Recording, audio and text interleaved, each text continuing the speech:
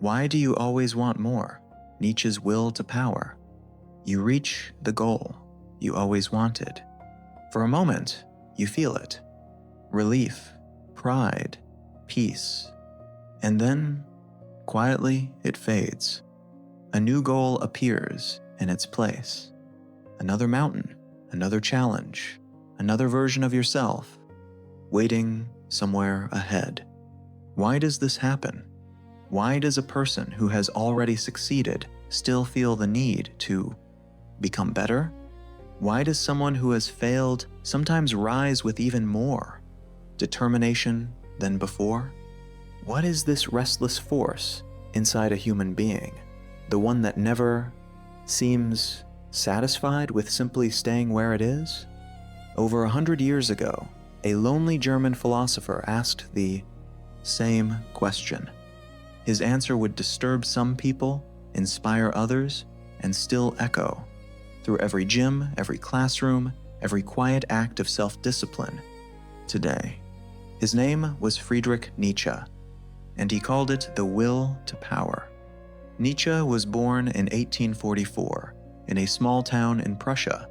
He grew up surrounded by religion, by tradition, by the comfortable certainties of his time, and then he spent his life tearing those certainties apart. He questioned morality. He questioned religion. He questioned the idea that human beings are simply meant to be good, obedient, and content. He believed something else was moving beneath the surface of human life. Not comfort, not safety, not even happiness in the way most people define it. Something more restless, something that pushes a person to grow, even when growing hurts. He called this force the will to power. But here is where most people misunderstand him. When they hear will to power, they imagine kings, conquerors, dictators. They imagine someone who wants control over other people. That is not what Nietzsche meant. Not primarily. For Nietzsche, power was not mainly about ruling others. It was about something closer to home. The power to grow. The power to overcome.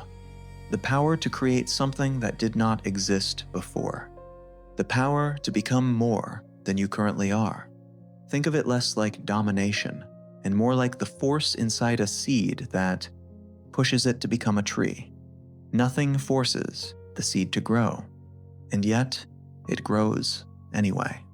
Something in it refuses to remain small.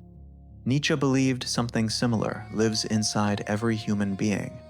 Let me tell you about a young woman named Elena. This is not her real name, but her story is real enough because thousands of people have lived a version of it. Elena failed an important exam, the kind of exam that was supposed to decide her future. Her classmates moved on to the next stage of their lives. She stayed behind. People around her said quiet, careful things, the kind of things that are meant to be comforting, but actually confirm the fear. Maybe this just isn't for you. She could have believed them. Instead, something shifted. She began studying every night, long after the people around her had gone to sleep.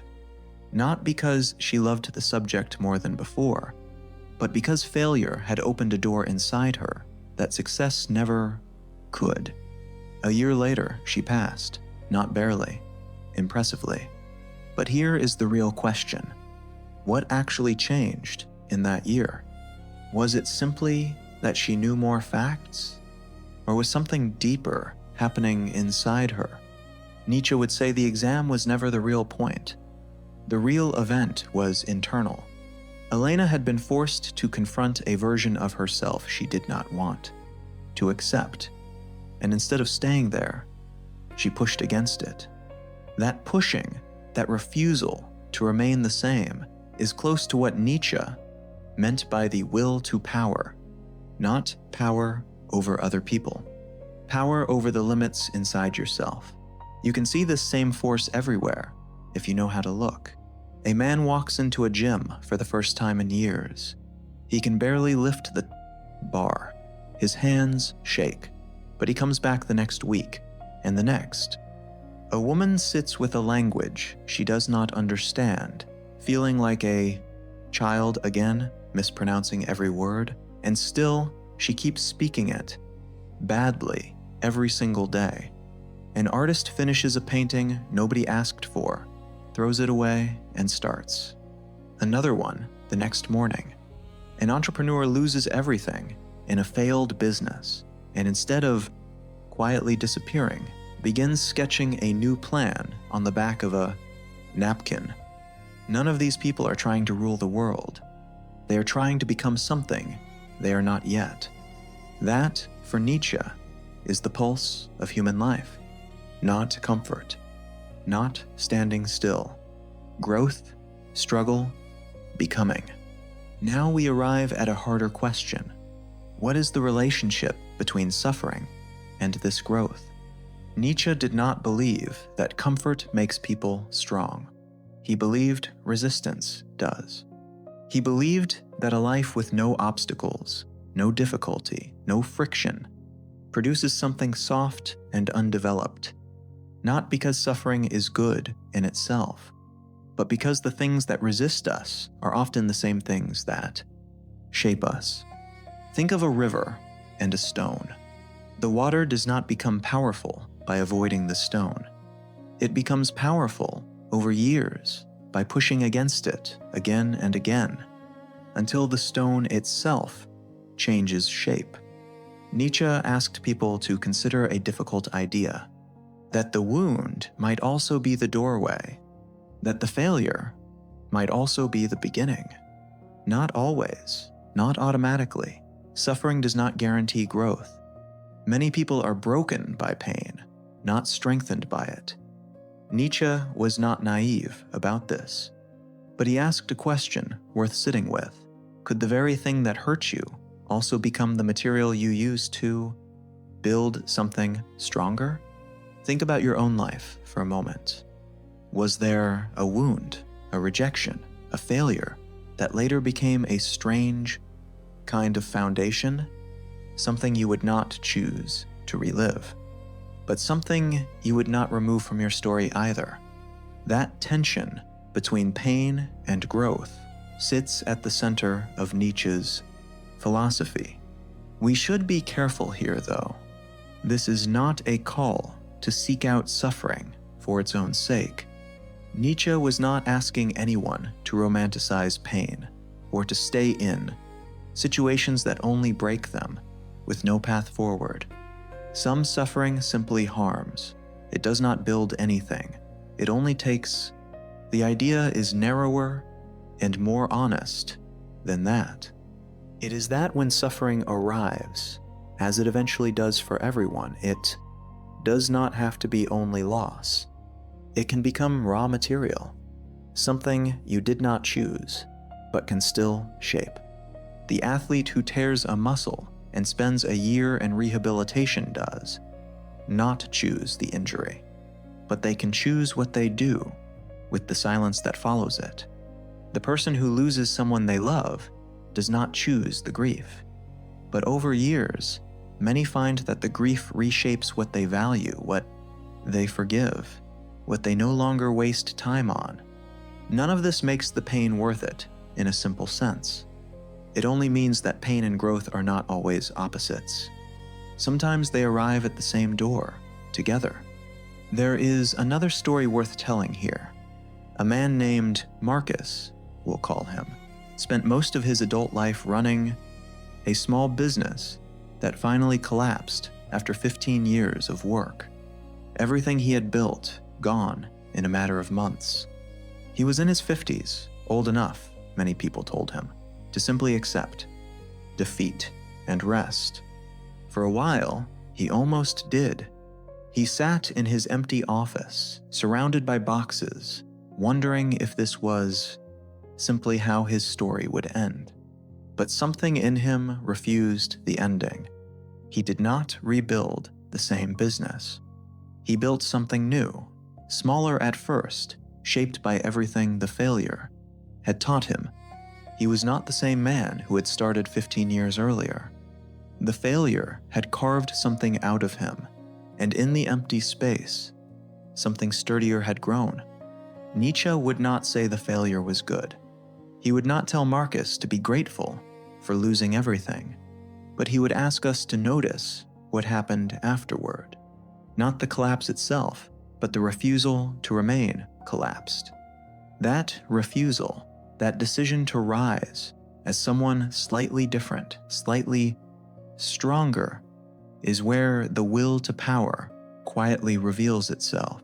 It rarely announces itself with fireworks. It shows up in small, repeated decisions. The decision to try again tomorrow. The decision to not let one failure define an entire life. Now let's return to the misunderstanding, because this next distinction matters more than almost anything else in this documentary. There is a difference between power over others and power over yourself. A person who constantly needs to control everyone around them often looks strong on the surface, but look closer. Often, underneath that need for control, there is fear. Fear of being unimportant, fear of being forgotten, fear of losing status. Their strength depends on other people's obedience. Take that obedience away, and the strength disappears with it. Now picture someone else. Someone quietly working on themselves in private, with no audience, no applause. Someone waking up early to train, not to impress anyone, but because they made a promise to themselves. Someone rebuilding their character after a painful mistake when no one else is even watching. This person does not need control over others. Their power comes from somewhere else entirely. It comes from the relationship they have with themselves. Nietzsche believed this second kind of strength was far rarer and far deeper than the first. Ruling a kingdom, he suggested, is easy compared to ruling your own impulses, your own fears, your own laziness. Self-mastery was for him one of the highest expressions of the will to power. Not power over others, power over the person you used to be. Of course, we should be honest here. Nietzsche has been misunderstood many times throughout history. Some of the darkest movements of the 20th century tried to twist his words into something they were never meant to be. His ideas about strength were, tragically, distorted into justifications for cruelty he almost certainly would have despised. Scholars still disagree about exactly what Nietzsche meant by the will to power and how far the idea extends. Some read it as a psychological insight into human motivation. Some read it as a broader claim about all living things. Some see it as a warning. Others see it as an invitation. This documentary will not pretend there is one single, simple, agreed upon answer. Nietzsche's philosophy is difficult on purpose. He did not want followers who simply repeated his words. He wanted people who would think for themselves, even if that meant disagreeing with him. Let's bring this question into today's world. We live in a strange time, a time where achievement is constantly on display, where a stranger's success appears on your screen the moment you wake up. New houses, new bodies, new careers, new relationships, all curated, all visible, all comparable. People chase money, status, followers, recognition. But here is the uncomfortable question underneath all of it. Are people actually becoming stronger? Or are they simply learning to appear successful? There is a difference between genuine growth and the performance of growth. One happens quietly, often without applause. The other happens loudly and needs an audience to feel real. Nietzsche would likely ask us to examine our own reflection here. When you want more, what exactly are you chasing? Are you trying to expand your own capacities? Or are you trying to prove something to people who, if you are honest, may not even be paying attention? This is not a simple question, and it does not deserve a simple answer. Because wanting more is not automatically shallow. The danger is not ambition itself. The danger is when ambition becomes an endless race with no finish. Line, no meaning, only the next comparison, and the next, and the next. Can the desire for growth exist without becoming a prison? Nietzsche believed it could, but only if the growth is aimed inward, toward becoming, rather than outward, toward approval. Consider two people at the same gym. One trains for months, quietly, consistently, because they made a private commitment to themselves after a difficult year. They rarely post about it. They are not chasing a certain number of admirers. They simply want to know, for their own sake, what they are capable of. The other person trains mainly for the photograph afterward. The workout matters less than the image of the workout. The moment the applause stops, the motivation often stops with it. Both people may end up looking similar on the outside, but Nietzsche would say their inner lives are almost opposites. One is building something that belongs to them. The other is borrowing a feeling of worth from strangers who will forget them by tomorrow. This is not a judgment against ambition or against sharing your life with others. It is simply a question worth asking honestly. When you want more, who are you actually building it for?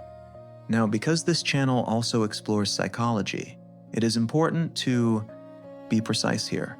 The will to power is a philosophical idea. It is not a scientific theory, and it has not been proven by modern psychology in any formal sense. But philosophy does not need to be scientifically proven to be useful. It can still help us think more clearly about ourselves. Modern psychology does talk about related human needs. The need for competence, the need for growth, the need to feel effective in the world. These ideas exist in psychological research under different names, developed by different thinkers over a century after Nietzsche wrote about the will to power.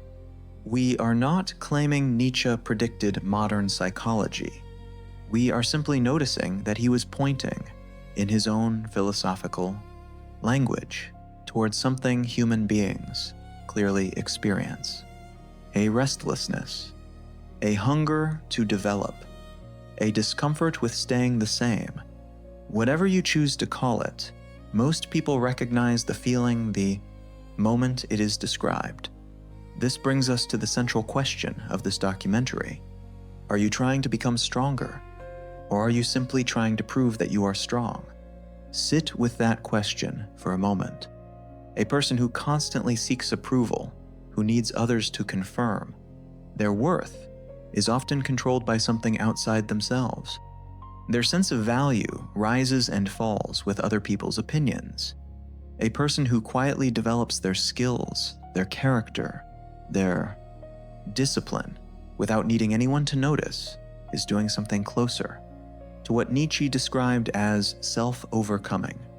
One version of strength depends on an audience. The other does not need one. Which version have you been chasing?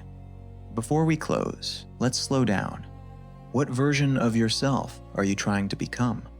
Not the version other people expect. The version that exists somewhere, ahead of you, waiting. What weakness have you been avoiding instead of overcoming? What are you capable of that you have never actually tested? Are you living according to your own potential? Or are you simply repeating the same person you have always been, out of habit, out of comfort, out of fear? Nietzsche does not offer easy comfort here. He does not tell you that everything will be fine. He tells you something harder, and in some ways, more honest. that growth requires confrontation, that becoming something greater requires first admitting what you currently are. So let's return to where we began. Why do we always want more? Perhaps it is not simple greed. Perhaps it is not emptiness or dissatisfaction or restlessness for its own sake. Perhaps human beings carry within them a deeper need, a need to grow, to overcome, to create, to become. Nietzsche looked at this restless force in all of us, and instead of asking us to silence it, he asked us to understand it, to aim it somewhere honest, toward ourselves, rather than toward the approval of a crowd. He leaves us with a difficult, uncomfortable, necessary challenge. If you are going to become something greater, you must first have the courage to look clearly and honestly at what you are right now, not what you pretend to be, not what you show to others, what you actually are in the quiet moments when no one else is watching. That is where the will to power begins. Not in conquering others, in refusing to remain who you were yesterday. If this idea meant something to you, consider staying with this channel. Aion Sophia exists for exactly these kinds of questions, the old, difficult, human ones that never fully go away. If you would like more documentaries like this, like the video, subscribe to the channel, and turn on notifications so you don't miss what comes next. And before you go, I want to ask you something. What are you trying to overcome in your life right now? Write it in the comments.